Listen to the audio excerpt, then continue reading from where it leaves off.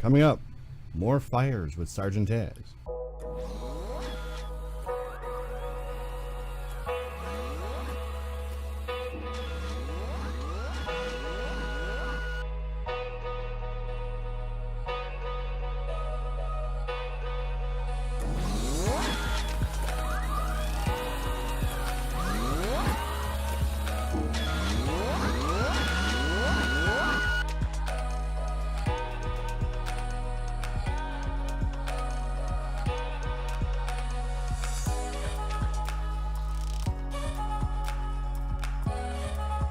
Okay, so this one wasn't my fault. I'm just going to put it out there. Somehow my X5ST decided to have a mishap with the printing. Somehow all the filament got pulled up around the nozzle and subsequently started dragging up and filling up into the thermistor and snapped it. And then it continued on with heater run on, even though I thought I sent in the Marlin firmware the runoff, so you didn't have the problem. I guess the safety feature didn't kick in, which is kind of scary. Thankfully I caught it. I woke up in the middle of the night. I smelled burning plastic, so I was like, that could be really bad. Hopefully my kitchen is still there. It was, so but a lot of the parts on the printer weren't, and you'll see in the next clip or two kind of what happened. It wasn't dramatically terrible, but it could have been, so keep that in mind. Double check your firmware. Make sure that you turn on those protective features, because it is important. So here we are with delays on the ender.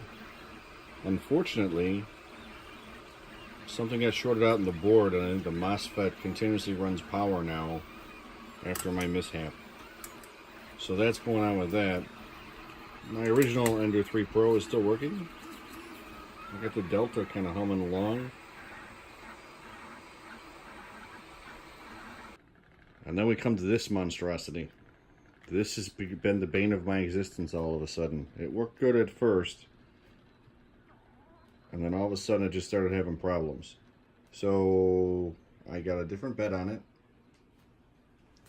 Build tech surface type of thing. I put my new mounts, which actually I can actually level the bed much better, that I made on and put them on Thingiverse. Unfortunately, this one decided to have a fire. Somehow it got caught, it started pooling up, so I'm starting to replace the housing, but it snapped the thermistor off. And I guess in this Marlin version, the thermal runaway isn't on. So last night when I left it unattended, which I shouldn't have done, it got caught up and actually started melting everything and cranking up and not shutting off. So keep that in mind. I'm going to have to check the firmware on this again, because I thought I enabled the thermal runaway protection, but I guess I didn't. So that didn't work, and unfortunately it created a big old mess. It also messed up my new surface I put on here, but I do have a second one. So this is the fun of 3D printing sometimes. No sense in getting discouraged, just waiting on some parts, and then hopefully I can do a video and show you some of the fun repairs I did, and hopefully get this back up and running. Like anything, 3D printing has its ups and downs. This week's more down than up, but there's still good things that happened, so I'm quite happy with it. I did have some successful prints this week, thankfully. I actually did the gear on the Ender 3 Pro, the one that's working. So I got this guy. It actually works, printed all in one shot, no supports. Kind of fun. I know it's not useful, but my main useful print this week was my big giant scary hand to hold my jewelry that I don't have. You know, my big amount of bling that I have, you know. But it was something I could do. Hopefully my daughter will help me out, because she's a better painter than I am. And these are actually skulls. I don't know if they'll focus in or not. But, Yeah, so there's actually skulls in there, and I want to paint that, and then maybe eke out the design a bit.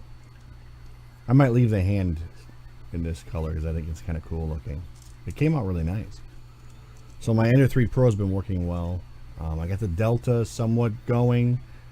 With the new Cura update, I've had some issues with it crashing and having to reinstall it. So I'm not sure what's going on there, but I've had lost settings that I had originally. So I'm trying to refigure what I did because dummy me didn't save it.